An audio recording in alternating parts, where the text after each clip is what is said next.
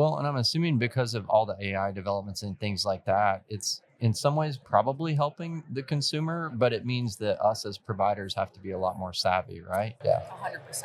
And I think as it continues to develop too, we'll see that the consumer be more comfortable using AI and some of those features as well. So will see a little bit less traffic and foot traffic in some of the communities initially.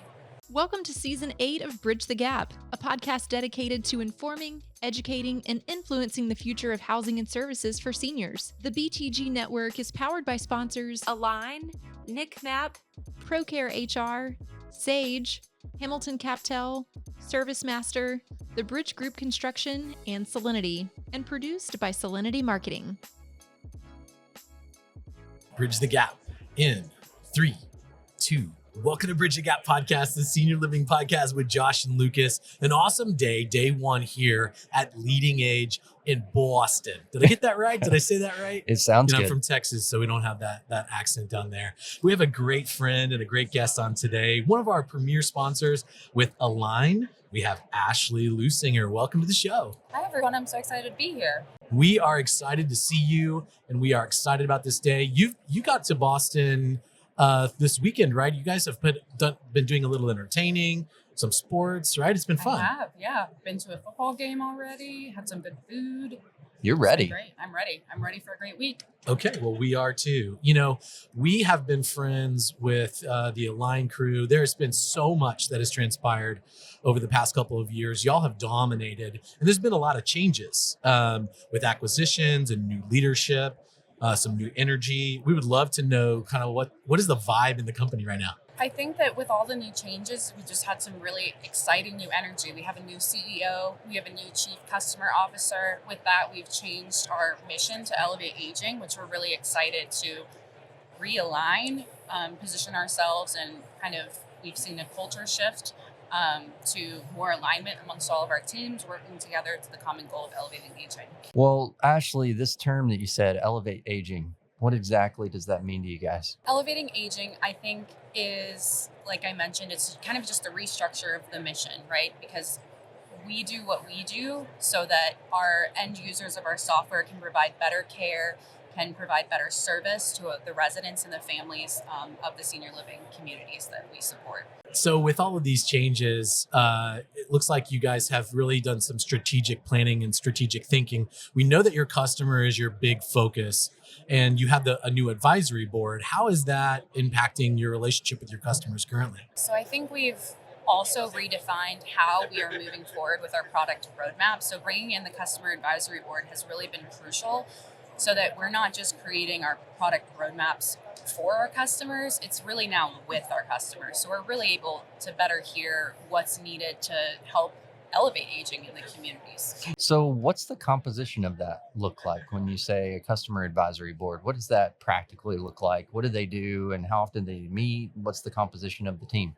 Absolutely. So it's a mixture of many of our current customers and also some of our new prospects that are a part of the customer advisory board. They do meet, I believe, once a quarter, and to kind of review some of the roadmaps, review some roadblocks, and just kind of proactively communicate to work together to drive the roadmaps and everything forward. It's awesome. AI and technology, there's a gigantic future in senior housing.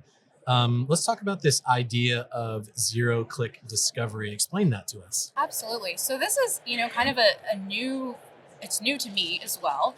But when you think about anything you Google search, right, automatically you have the AI summary of what you're looking for. That's me, you. I know my mom does it for pretty much everything, which means we have to believe that people who are looking for a place in a community are getting a lot of their discovery done without even hitting the web pages of any community. So that means that by the time that they are coming to the website, filling out that initial web inquiry, we might be seeing less of those. So how do we really capture those leads that we are getting and move them forward in the process? So how is that? So we use the term prospect journey. I'm assuming that's a real big deal for you all and trying to make that easier, less of a journey, let's say. But how is that changing the prospect journey? I mean, we're seeing less leads coming in the funnel. So, of course, you want to make sure that the quality of lead that you do receive is good and that we're spending time and we're really able to immerse ourselves in the leads that are coming through. I think that it means that all the information about the communities that are on the internet, it needs to be positive and right there in the forefront when the AI summary is coming up.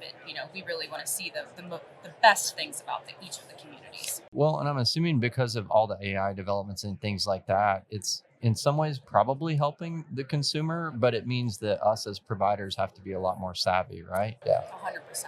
And I think as it continues to develop too, we'll see that the consumer be more comfortable using AI and some of those features as well. So we'll see a little bit less traffic and foot traffic in some of the communities initially.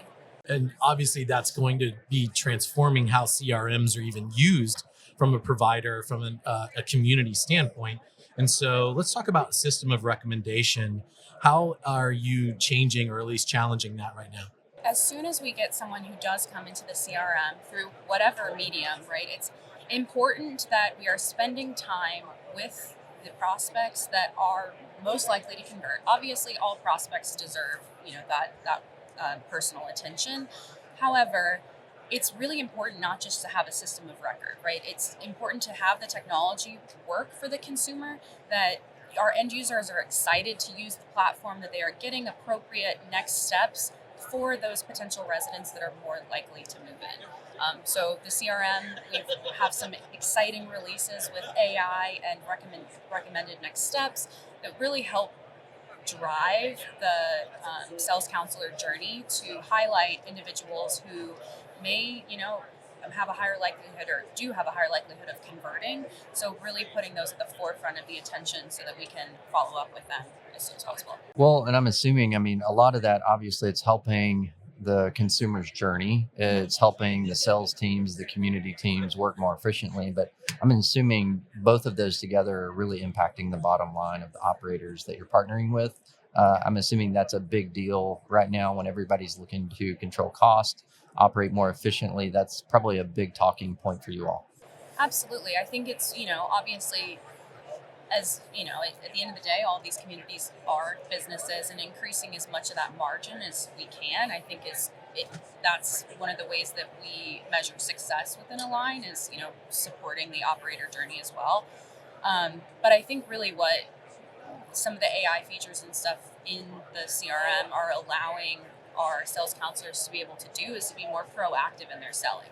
Like now, because we have a system that's doing some of the following up, we have a feature called Align Connect, which basically drives the call outs, drives some of those text messages that are typically your sales counselor would be behind the desk doing.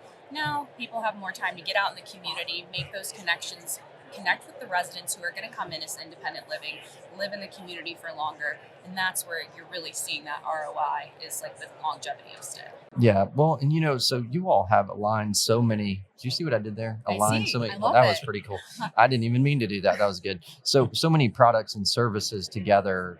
I mean, we could spend a lot of time talking about each one.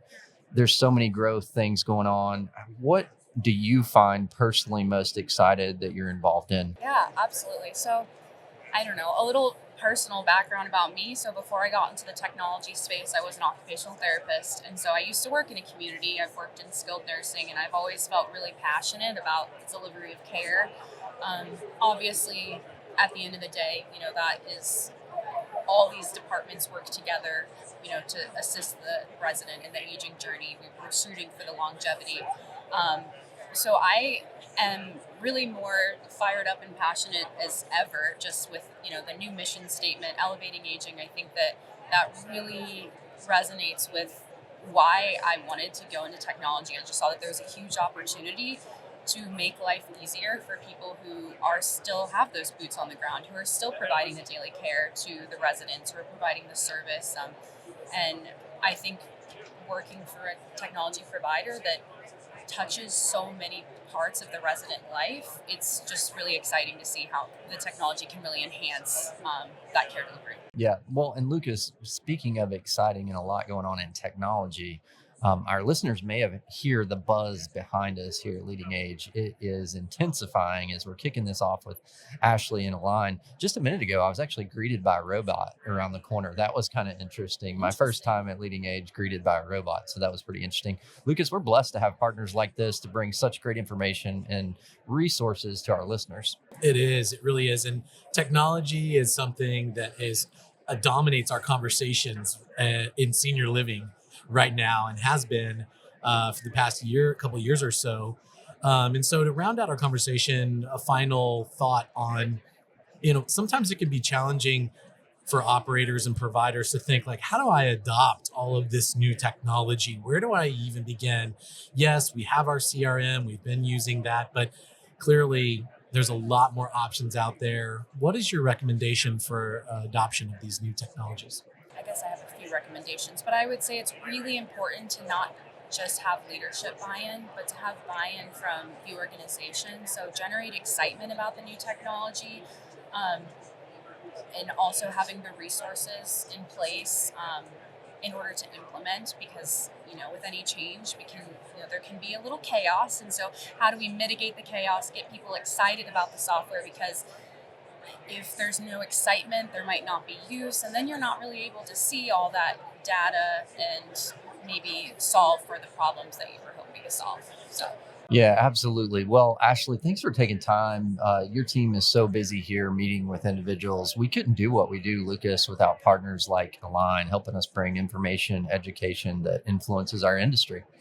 It's a lot of fun, and it's going to be another great day here. Ashley, thanks for your time today. of course, thank you guys so much for having me. This was delightful. It was A awesome. lot of fun. And for our listeners that want to learn more about Ashley and Aline, you can go to the show notes, hit those links down there, go to btgvoice.com, download this content and so much more. And thanks for listening to another great episode of Bridge the Gap. Thanks for listening to Bridge the Gap podcast with Josh and Lucas.